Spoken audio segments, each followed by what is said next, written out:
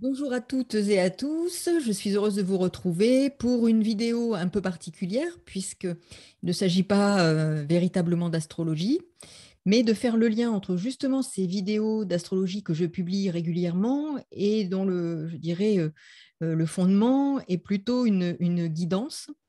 Donc, ce texte issu du livre L'homme face au fantastique de René Emmanuel, qui a été publié en 1978 chez Dervy Livre, fait un peu le pont entre ces vidéos, cette astrologie, hein, et ce que nous vivons, notamment actuellement, comme difficulté, comme bouleversement.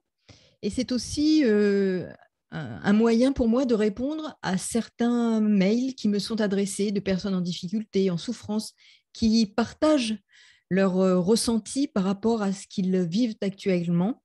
Et ce ressenti peut être très douloureux.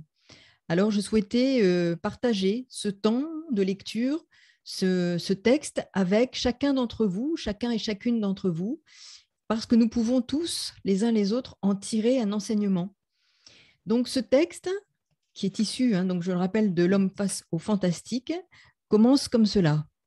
Rappelons que tous les déluges se produisent dans le signe du Verseau et que la nouvelle humanité se formera dans les poissons aux eaux purificatrices, avant de reprendre la tête de la sixième race, et la tête, c'est le bélier, le début de tous les nouveaux grands cycles. C'est avant notre examen de la fin du siècle que l'Ecclésiaste devrait revenir nous crier cette sentence. Tu marcheras dans la voie que tu voudras suivre, tu as devant toi la vie et la mort, tu choisiras. Dieu te donnera ce que ta main aura pris. Ces malheurs n'ont pas d'autre but que de changer nos modes de vie périmés et l'optique des hommes sur la vie. Cette grande purge aura donc un effet salutaire sur toute l'humanité, même sur ceux éloignés qui seront épargnés, car c'est d'un grand mal que sort un grand bien. Si 200 millions d'hommes périssent brusquement, les autres finiront par se demander pourquoi. Alors on exhumera les écrits des Cassandres et on dira avec étonnement, c'était vrai, il nous l'avait prédit. Nous sommes incapables de savoir ce qu'il y a de bon ou de mauvais dans les malheurs qui nous frappent. Qu'on cherche à les éviter en suivant les lois spirituelles, tout est pour le mieux. Mais quand ils sont là, rien ne sert de se lamenter. Les dernières pensées d'un mourant peuvent transformer en grande partie son destin futur. Le bon larron en croix s'est sauvé in extremis.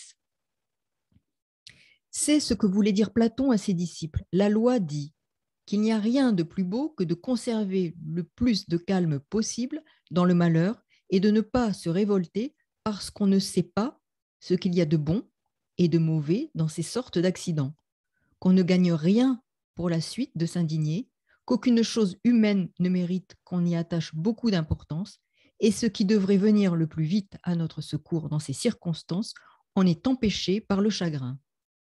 Et il ajoute plus loin, ici, comme au jeu de dés, il faut, contre les coups du sort, rétablir sa position par les moyens que la raison démontre être les meilleurs.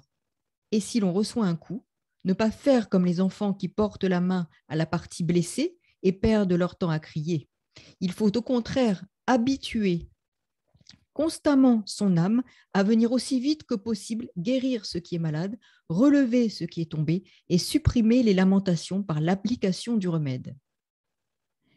Quel sera donc le remède à appliquer dans la fin tragique de notre siècle? Reconnaissant qu'il sera très pénible à appliquer car c'est un changement radical de nos habitudes de vivre qu'on nous demande, c'est-à-dire la transformation de nos désirs, de nos passions, de nos vices, de nos égoïsmes, de nos péchés, en vertu, en amour, en sacrifice de soi, autant dire que nous demande de tuer toute notre vieille famille intérieure. Quel sacrifice! Donc, si vous avez le temps, réécoutez les dernières vidéos sur les nouvelles lunes, pleines lunes, parce que nous sommes exactement dans ce qui se joue, c'est-à-dire nous dépouiller de conditionnements qui sont devenus obsolètes, de valeurs qui sont en pleine transformation et qui nous demandent une révolution intérieure, personnelle, de nos modes de vie, de nos modes d'aimer, de nos modes de relationnels, de notre façon au quotidien d'exprimer notre nature humaine, notre âme.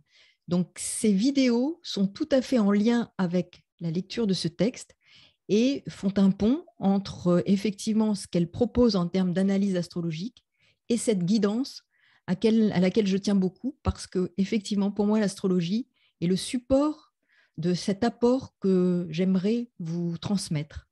À très bientôt et j'espère que cette lecture vous aura ouvert en tout cas des perspectives. À très bientôt. Merci pour votre écoute et tous vos messages. Au revoir.